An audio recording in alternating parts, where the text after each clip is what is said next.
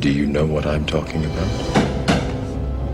Do you want to know what it is? Remember, all I'm offering is the truth, nothing more. And a very warm welcome if you just joined me on my channel, Nigel View on Things. How you doing? How you keeping? Hope everybody's safe and sound.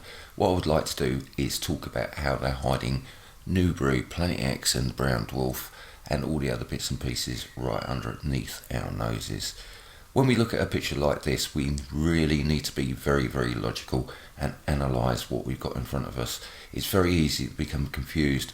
There is no answers. Nobody's got true answers. Everybody's got theories. And this, I need to show you and explain to you how this works. But for you to understand how it works, I need you to watch the video. And I'll show you two technologies that they're using that I think explains everything we're looking at. The object here, which is backwards lit, impossible. We've got an object here and we've got an object here. Well, yeah, I'm going to explain about these objects. There's something that is troubling me. I'm looking at the sun. Thank you very much. I'm looking at the sun from this direction. I'm trying to make a video, man. Right, I'm looking at the sun from this direction and we got a backwards lit planet. We've got the chemtrails in the background, as you can see, and that is another subject. I think it's very, very important. I need to deal with some facts, some factual information, and let's get on with that. Let's have a look. And factual information number one, chemtrails. Chemtrails do exist.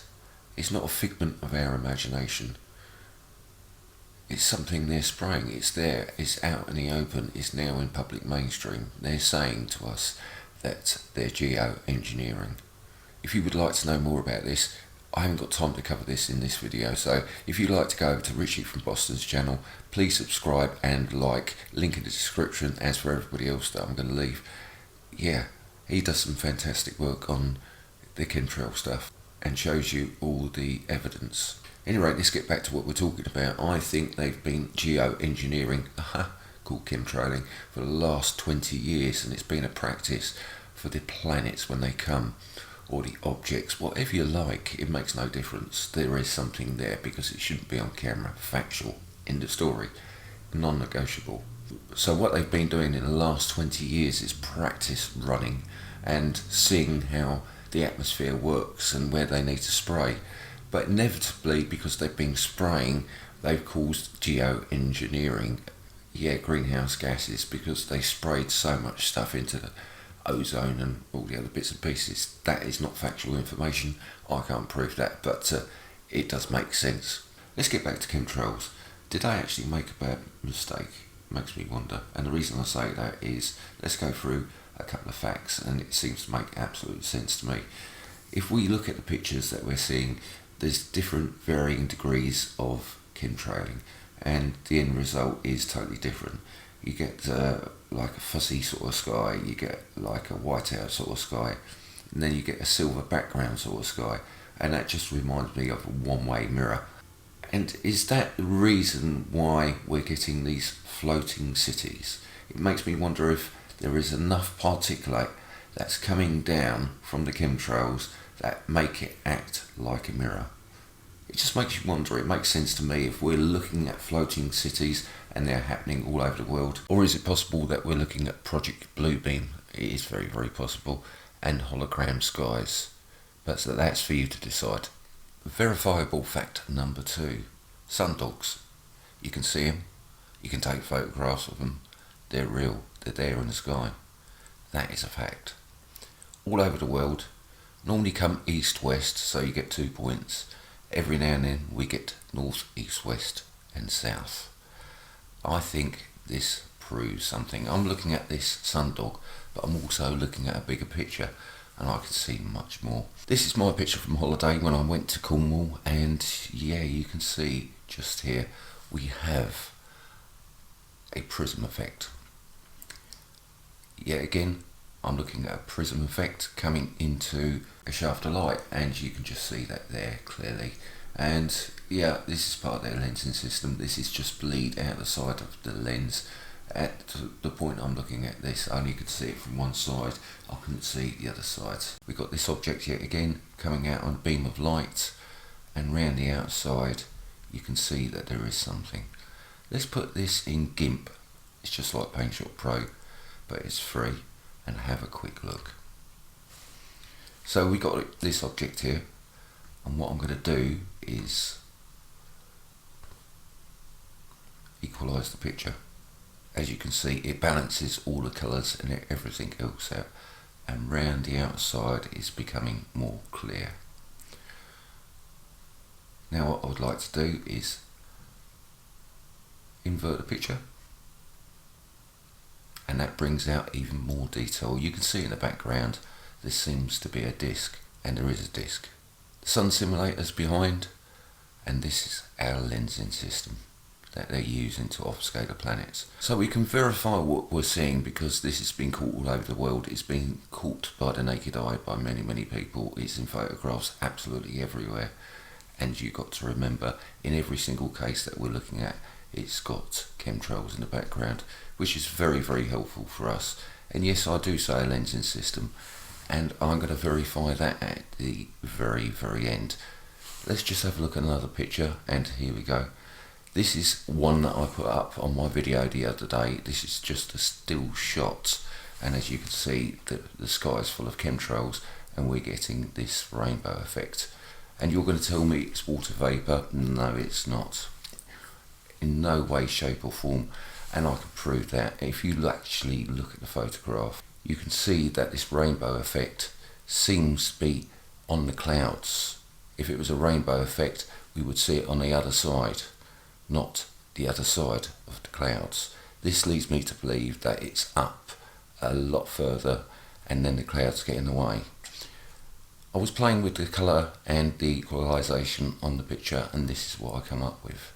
This is a much more outstanding photograph. You can see the chemtrails in the background there, but you seem to get a wisp of light that comes off the side of this. You've got your prism effect just there, like you do with the sundogs, and this is very important.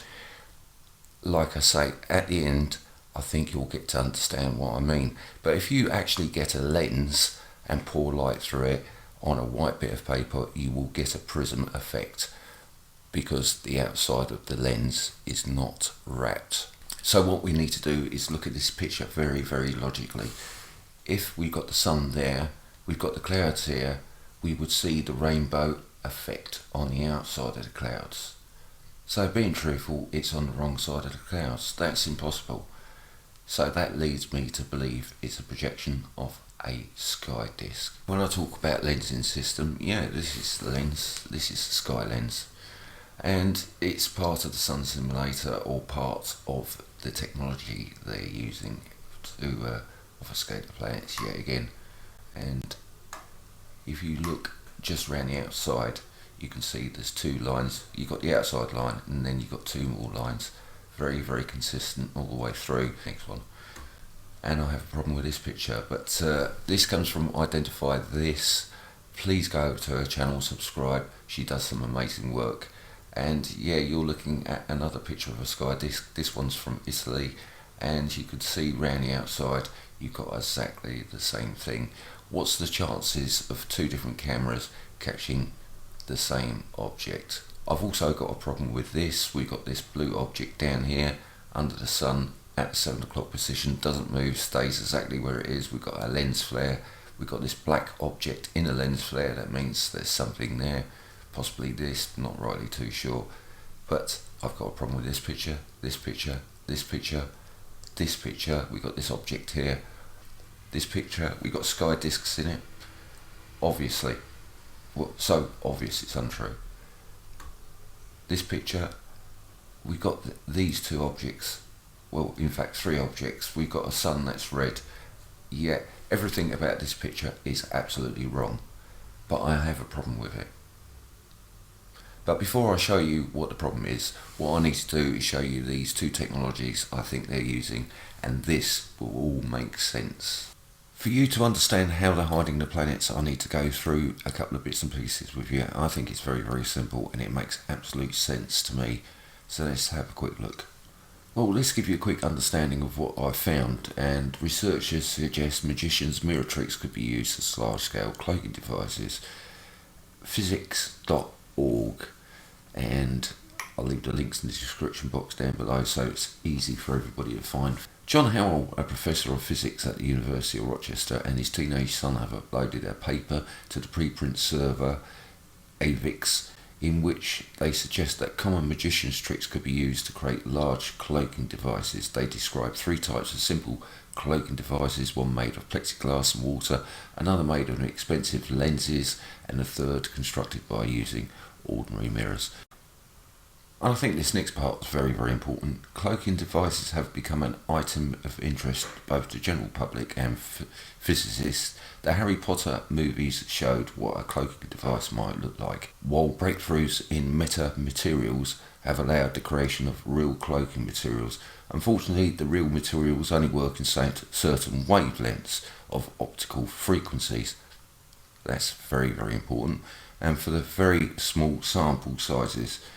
Another less tech approach to use mirrors and make objects disappear, as magicians have been doing for years. That's what Hal and his son have done. So I'm a great believer if they're actually telling us about this, that they've already made it and it could be much, much bigger. Cloaking devices all work under the same principles. They bend light in such ways as to cause the object to be hidden from view. A simple example would be a small island in a river. Water is split at one end of the island, moves past on the other side, and then it is reconnected at the other end. If the water were replaced with light, the island would appear to be invisible from the point of view of an observer in 2 dimensions, of course.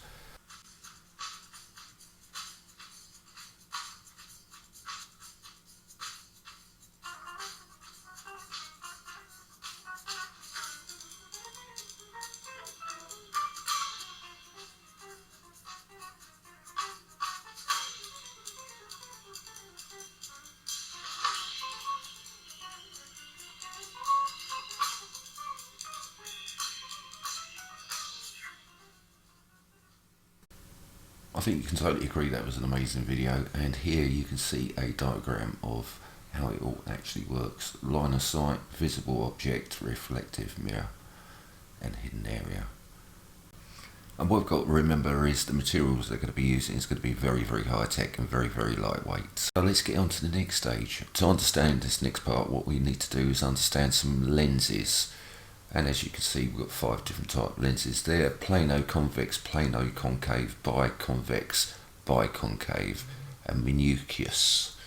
I'm sure I didn't pronounce that right. So you've got 5 times lens system that you could use. So 5 times 5 is 25. And I'm sure there's different type lenses that they've already come out with. So the convex lens converge or concentrate light to a focus if the image is further from the lens than its focal length. What is it like to look through? Close to the object it magnifies, and far from the eye its image is upside down.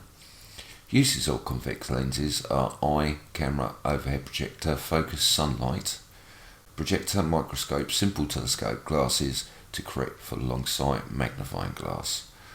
And down here we've got concave lens. Concave lens diverge or spread out light.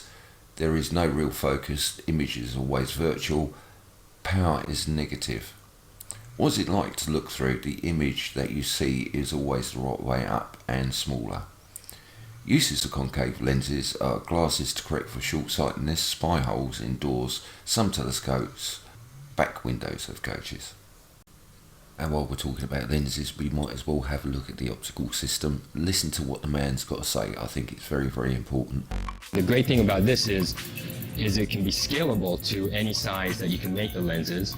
But the most important thing that we've done so far is this is the first device that we know of that can do 3-dimensional continuous multi-directional cloaking. So if you have rays that go at different angles, you can have the cloaking device still cloak it while what you see in the background is shifted accordingly without any distortion or changes. Very, very interesting, especially what the man says, that they can bend light around a 360-degree object. So that in itself just tells you they've got the technology to do it.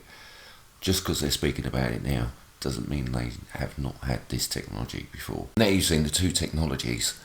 Now I'm going to tell you why I've got a problem with this picture and every other picture I'm going to show you apart from the sundogs. Let's take this picture just for starters. You've got two objects, possibly three, one there, one behind it, and this one. And my problem with this picture is, if that was in the sky, that would be visible for absolute miles.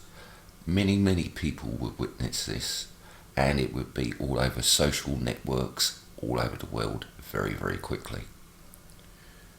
So this leads me to the conclusion that it can't be seen by the naked eye, but it's there, and it ain't a lens flare. Because they've used sky lenses, and we can see that there's objects, well, 3-4 objects there, and one is a projection, we can see that. Have they made a telescope into space that projects the objects like this one here?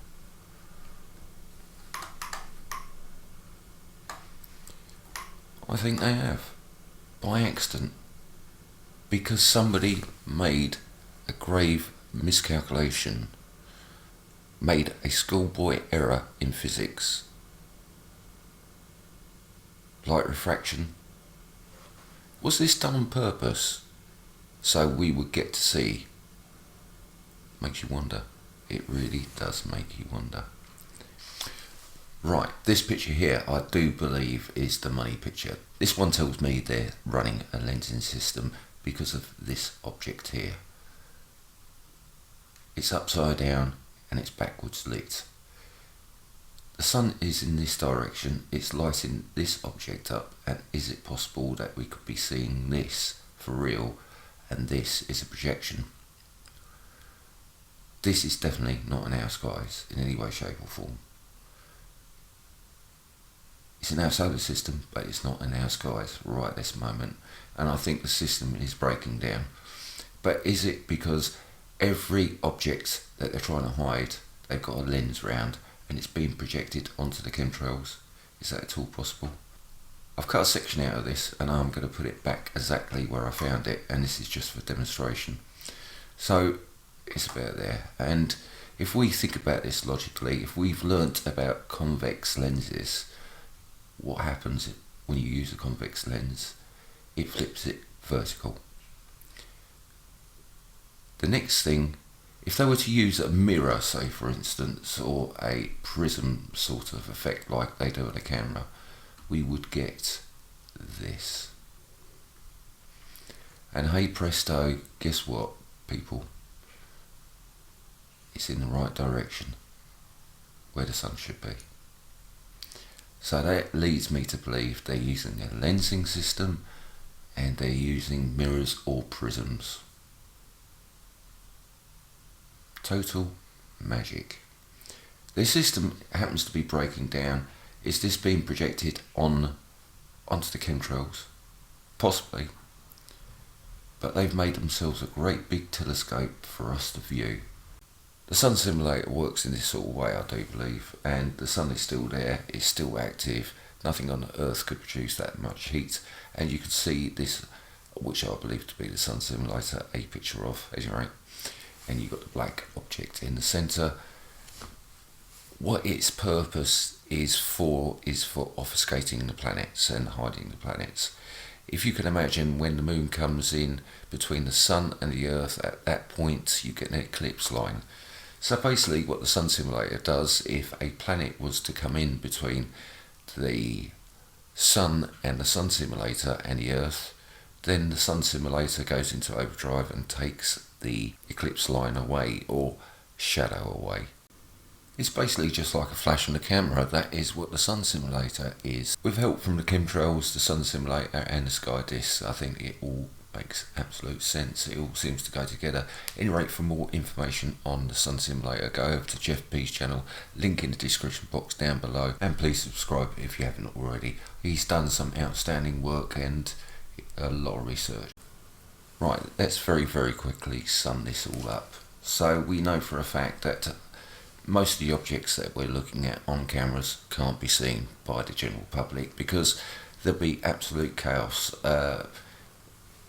Logically thinking, many people would see this and many people would panic. So this, yet again, leads me to believe that there's a system in place, mirrors, lenses, chemtrails, and like I say, what we're seeing on camera does not exist.